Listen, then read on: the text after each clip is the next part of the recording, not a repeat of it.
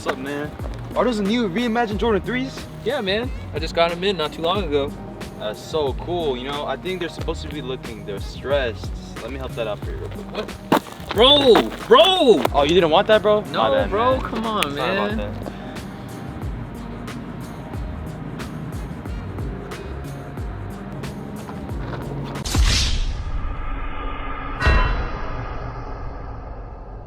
Today, I did want to film my 30-day wear test review on the Jordan 3 Reimagined. Kind of first and foremost, hopefully you guys have seen other review videos on the shoe already, but let's go over some quick details. Obviously, the basic thing that you're going to have right here is going to be a Jordan 3 white cement with a aged midsole and an aged back tab. So it's dope that they brought the Nike Air on there, but also brought it on the bottom. So if you guys know some older pairs, they would have Nike Air on the back, but it would say Jordan on the bottom. So it's cool that they finally matched that. Overall, the shoe is great. Quality of the leather is good. Overall construction and shape of the shoe, great. I love it. I'm not a big Jordan 3 guy, to be honest, but these were awesome. Even the little lace loops right here are aged as well.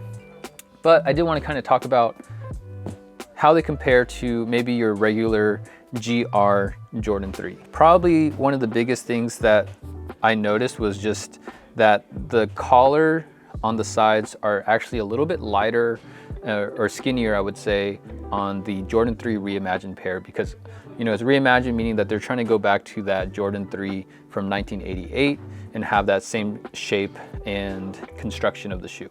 Something else that you see on this one that's different is that the red is actually tucked behind the tongue right here. Instead, some of them bleed over. The Georgetown is tucked in behind, that's nice, but if you look at some of the older pairs, usually this puff will kind of go over on that side too. So something else that's notable on this pair is that it does have widow's peaks right here and right here. Just in case you guys get a pair without widow's peaks, maybe it's a little sus, I don't know. Yeah, let's go ahead and break down just the overall wear. So I did wear these for 30 days straight. I think maybe there was one day where I didn't, but to be honest, maybe like 10 days in, I wanted to grab a different shoe. I don't know if that's just a sneakerhead in me, but it was just hard wearing the same shoe for 30 days. But honestly, this kind of matched with all of my outfits, so that was a plus on these. But as you guys see on the close-ups too, like this shoe's dirty, it's beat up. Even the bottoms, you know, they got some heel drag. Gladly, I don't have too much star loss, but I did everything in this shoe. We went to the sneaker event not too long ago. In the last video, it was pouring, so my whole shoe was soaked. So this has already been through the water and the rain, went through dirt. I mean, you saw Benji stepping on my shoes. And so, yeah, we kind of went everywhere. So days in the shop, days outside of the shop, going to the park, everything. And this is kind of how they held up. So overall condition of the shoe after wearing it for 30 days, I would say they held up really good. You know, the bottoms, the rubber that it was made out of, it's holding up, not too bad. The only thing I have seen that has worn down on the shoe is honestly the little back right here. You can see that some of the paint is kind of scuffing off. Now, if you guys know older pairs of Jordan 3s, Jordan 4s with this polyurethane midsole, a lot of the paint that they use would chip off a lot. So right here, it's on the 3s on the back. It's kind of common. You know, you see it on a lot of pre-owned pairs. I don't know if it's just because that's how mine wore, but that is something that I noted on this wear test, that the back is starting to crack. You know, up here in the midsole and the black area too, all good. It's just right here in that little light portion where it probably does flex a lot. So just keep note of that. I don't know if they sell like a specific color paint, but we'll see.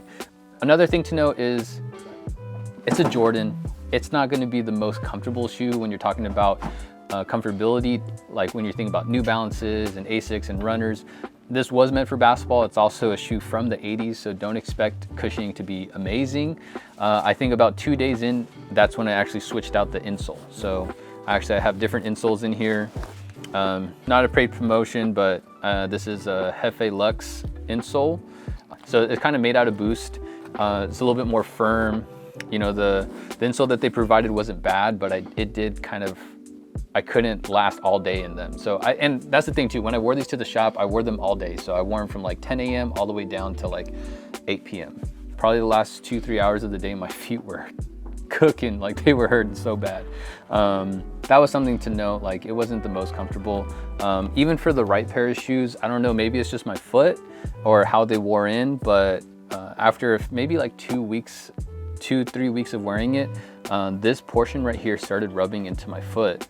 So I had to really be careful what socks I started wearing. So if I wore thinner socks, I would actually start, my foot would actually start hurting a lot right here in this corner. So we're also going to see how these things clean up. So we're going to go ahead, clean them up. Since they've been in the rain and everything, I haven't put any protection like water spray or repel or anything like that. The laces are dirty. So, you know, hoping that this all leather shoe, besides the, you know, cement print, is going to clean up nicely. So we're going to go ahead, clean one of them up really quick and see how they turn out.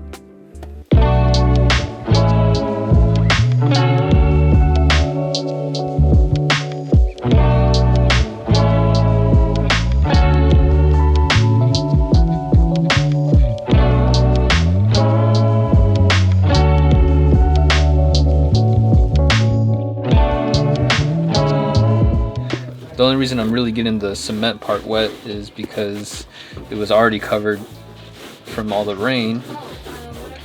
But yeah, all we got to do is just pretty much just wipe it down now. Let it air dry, but it's looking pretty good. Go ahead and give this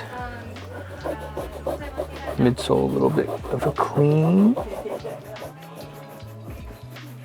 Also double check, gotta clean those air bubbles. Little pockets. A lot of dirt gets stuck up in here too. Now even gotta clean up the back just a little bit too. Got a little dusty back here. So now we got our uppers all nice and clean. Obviously the cement print's gonna have to dry up, but right there. Saved myself 150 bucks.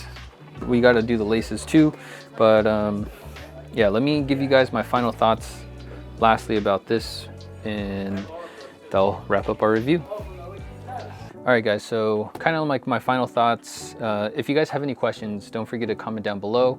I'll go ahead and respond and do my best to get back to you guys quickly.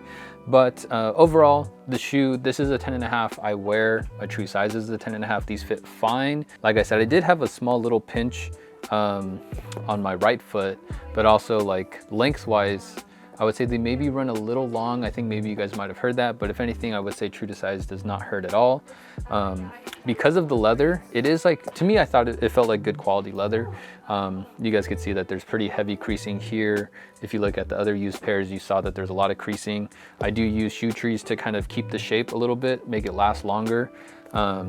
But you know, when they crease, they crease. It's just part of the shoe. So I would say, like, if you're looking for a shoe and you hate creases, maybe you're gonna need some like some sneaker crease protectors or whatever. But for me, I just like to wear them all natural. They cleaned up nice, no problems here.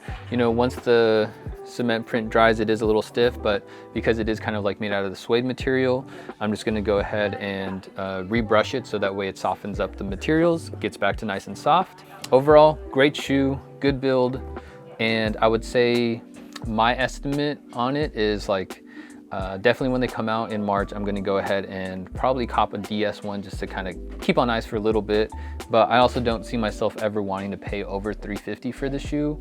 That's just my personal opinion. I think it's a great shoe, good to wear with almost anything, but also I wouldn't say it's like, one, super comfortable, and also, I don't know, it's kind of just like somewhat a little basic, just with a little age. With today's culture and knowing fashion, how long is the age look gonna really be that popular? So that's kind of just my final thoughts on it. Like I said, if you guys have any questions down below, just let me know. Obviously they clean well. The sock liner on the inside is white, so the more you wear it, it is gonna get dirty. You can clean that part too if you really, really want to. I wasn't really that crazy about it. I don't really clean the bottoms of my shoes because I'm just gonna wear them again. But yeah, hopefully you guys enjoyed this 30-day review. I don't know, maybe I should have went more in depth with some things, but like I said, ask me the question, I'll let you guys know. With all that being said, stay holy, stay blessed. We'll catch you guys on the next one. Peace.